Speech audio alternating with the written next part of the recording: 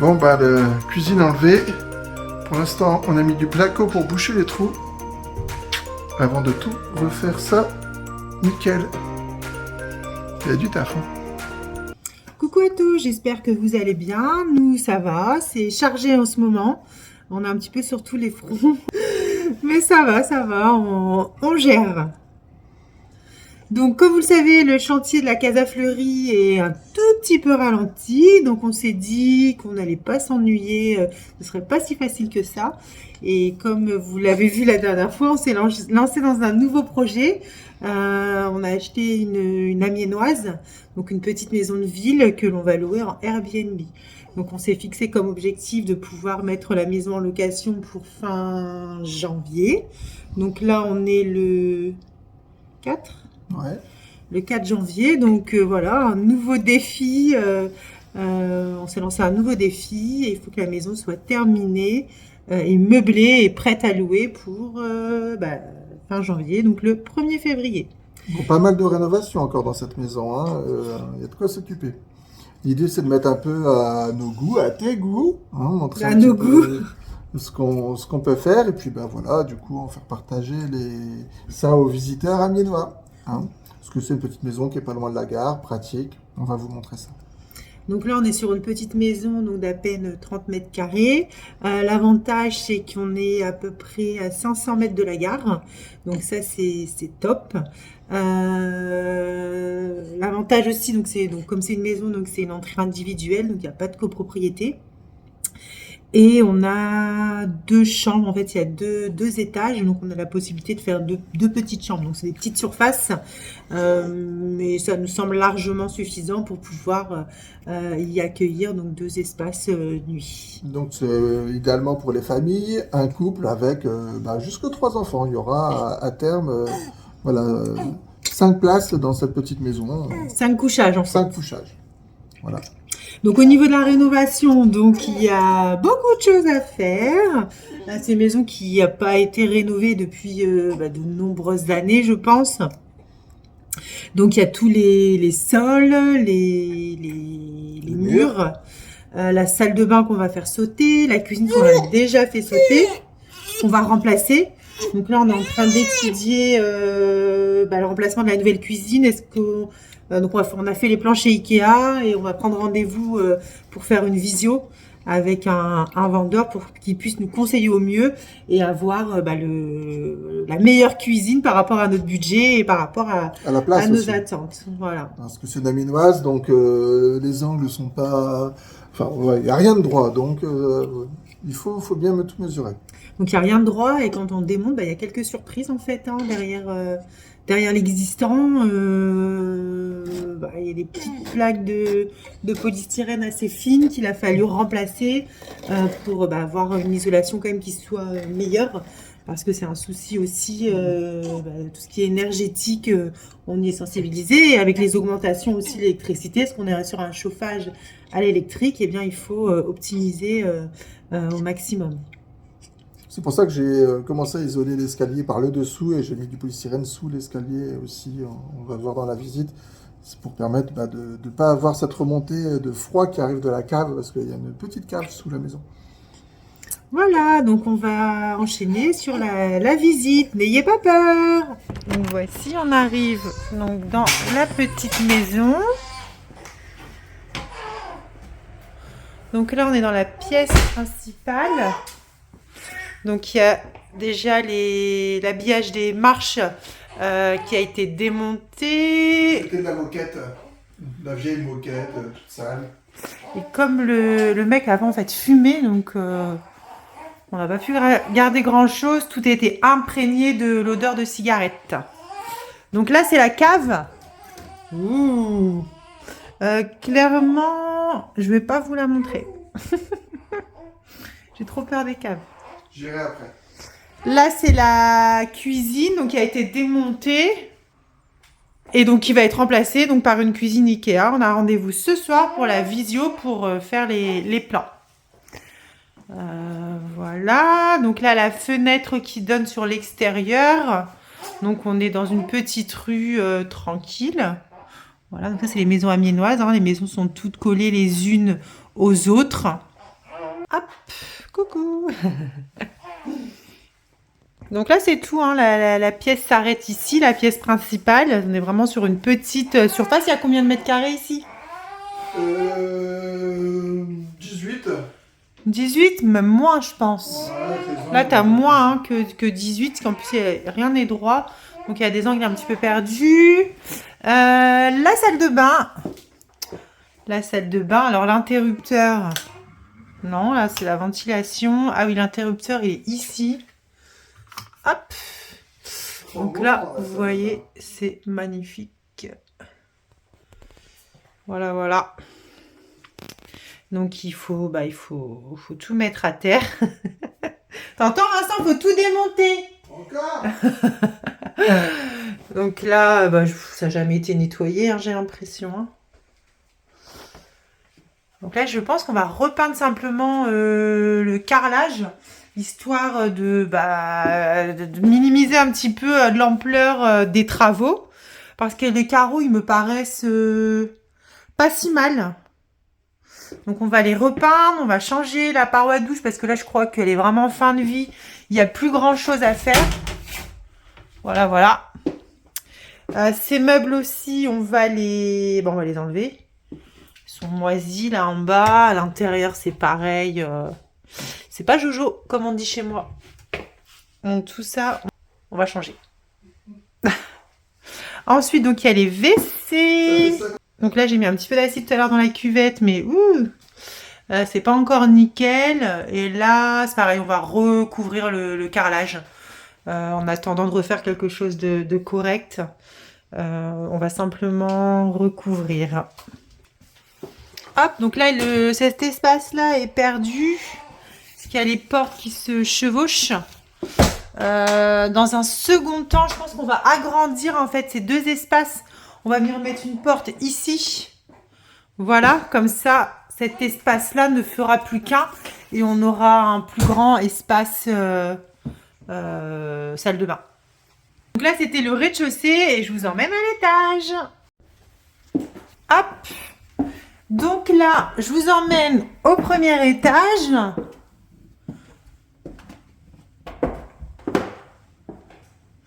Donc le sol a déjà été recouvert.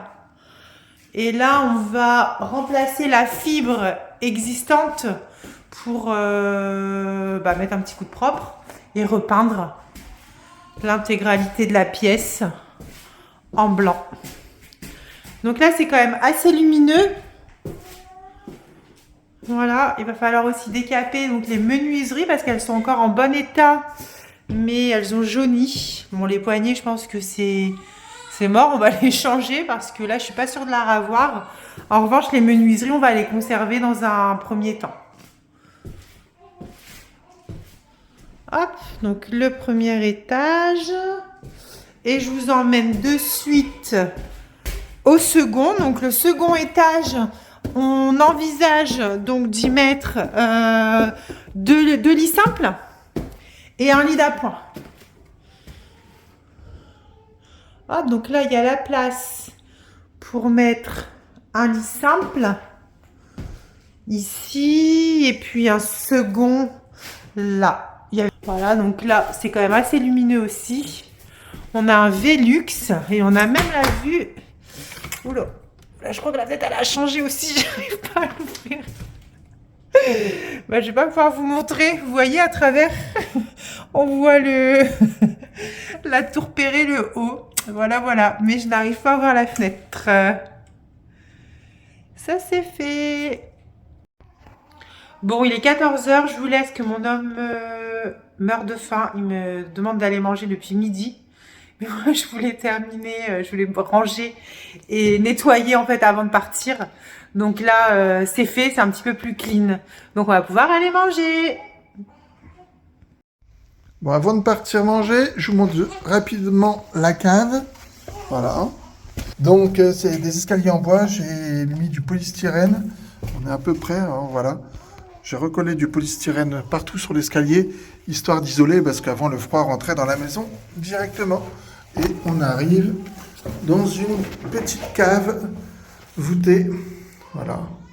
Bon, cette cave-là, Il y a le chauffe-eau, du coup c'est bien pratique, mais sinon pas grande utilité.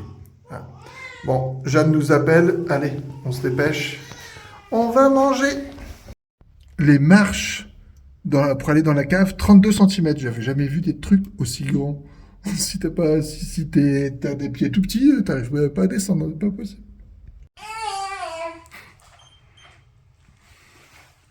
Ah, donc 2,08 m.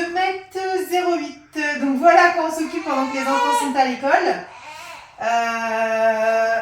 Avec un bébé dans les bras. C'est super, c'est très pratique. J'espère que tu t'es pas trompé. Hein. Non, c'est bon, c'est bien 2 mètres. J'ai dit quoi, 2,08 m? 0,8. Ouais, c'est ça, 2,08 m. Ben, c'est là où il y a le plus d'affluents, donc vous avez, je pense, bien fait de prendre un rendez-vous à distance, en sachant que là, vous l'avez payé 29 €. Mais vu que vous avez la carte famille, c'est remboursé en bon d'achat. Dans 2 à 3 jours, vous allez le recevoir par mail. Super. Le siphon, la bande, l'évier, le robinet, on est bon. C'est bien du blanc mat. Les charnières 153 degrés, c'est bon, ok. Voilà, donc la cuisine est commandée. Donc encore une super expérience avec Ikea. Donc la dernière fois, on était allé directement sur place pour commander la cuisine de la casa. Et cette fois-ci, donc on a plutôt fait notre conception de cuisine à distance.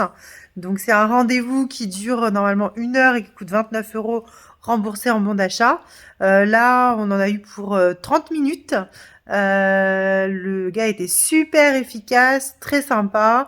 Enfin, toujours un plaisir en fait de faire sa cuisine chez Ikea. Par contre, vraiment un gain de temps hein, à distance à refaire. Je pense qu'on fait directement à distance et on se déplace pas. En plus, c'est pas dans notre ville. Et sur place, c'est vrai qu'il y a beaucoup de monde. Là, c'est vraiment le top du top. On casse tout, on casse tout.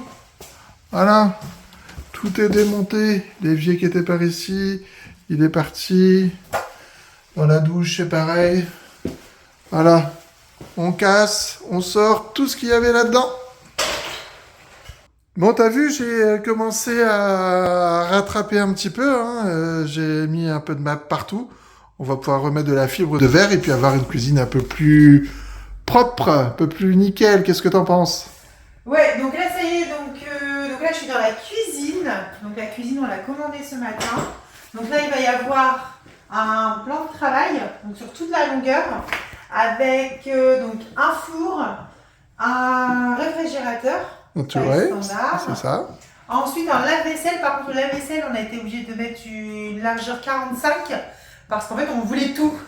Donc, on voulait pas faire de choix. Et il n'y a pas assez de place pour tout mettre. C'est ça. Donc, on a quand même trouvé la place de tout mettre, mais il a fallu faire une concession sur la largeur. Bah, après, un lave-vaisselle 45, je pense que c'est largement suffisant. Donc, lave-vaisselle.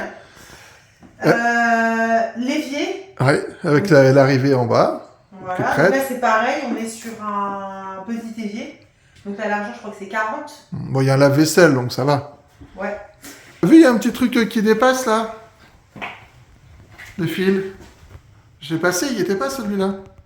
Mais bravo. Tu sais pourquoi? Non, pour le micro-ondes. Mais oui, là-haut, il y a quoi? Ouais, là où il y a le micro-ondes, effectivement. Micro-ondes et une hotte. Hein, donc du coup, j'ai passé ma gaine électrique comme ça. Comme ça, on est bon. Et donc ici, on va faire une petite séparation. Parce que c'est vrai qu'on est dans un petit espace, donc on se posait la question, est-ce qu'on va perdre en fait de la place? Mais moi je pense, et après argumentation, ça a été validé, il a fallu argumenter. En fait, quand elle argumente, ouais, c'est toujours une validation automatique, hein, c'est bizarre l'histoire. Pour moi, en fait, c'était nécessaire d'avoir une petite séparation. Déjà, d'une pour ranger les manteaux, parce que dans un petit espace comme celui-ci, il faut pouvoir avoir du rangement. Ça a l'air grand, c'est parce que je suis haut. Hein. En fait, on se rend pas bien compte, mais c'est petit. Il faut que ce soit pratique, il faut qu'on puisse ranger nos affaires facilement. Donc, placard avec penderie. Et pour moi, je trouve que dans un petit espace comme ici, c'est bien d'avoir en fait une petite délimitation des espaces. Comme ça, on a la cuisine qui est un petit peu, pas fermée parce que tout reste ouvert, mais voilà, elle est un petit peu à l'écart et le coin salon est également de son côté. Voilà, donc à voir le résultat. Donc on va commander les caissons chez Ikea. On n'a pas d'action hein, chez Ikea. On aime juste leurs caissons. Ils sont pratiques. Ouais, c'est pratique. Ça reste de bonne qualité quand même. Niveau rapport qualité-prix, c'est pas mal. Et puis suivant ce on veut faire, on peut les habiller avec des belles façades. Chez Plume ou autre. Oui, tout à fait, ouais. Là, c'est pas le but dans l'Airbnb. Bah, mais... là, l'objectif, c'est vraiment au niveau du budget, de maîtriser son budget le plus possible. Que ce soit rentable, hein. Ça reste un projet Airbnb, donc le but, c'est la rentabilité. Donc effectivement, on essaye de mettre des matériaux qui ont un bon rapport qualité-prix, mais voilà, sans excès non plus. On va pas mettre des matériaux haut de gamme, soyons bien clairs.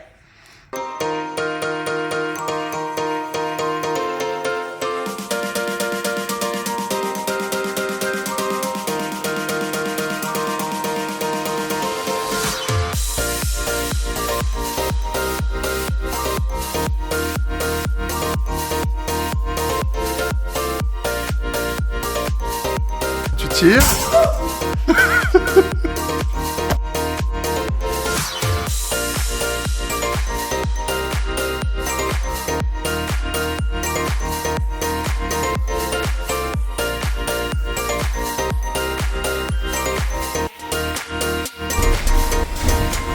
Hey, donc bienvenue sur notre chaîne YouTube.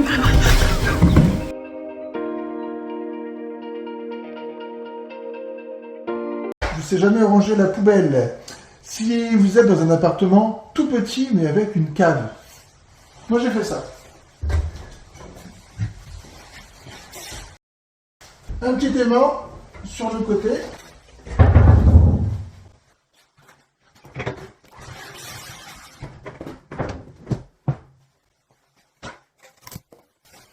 Et voilà. En situation réelle, ça donne ça. On peut sortir la poubelle, refermer la trappe si on veut aller à la cave et ranger à nouveau la poubelle. Et la poubelle est rangée.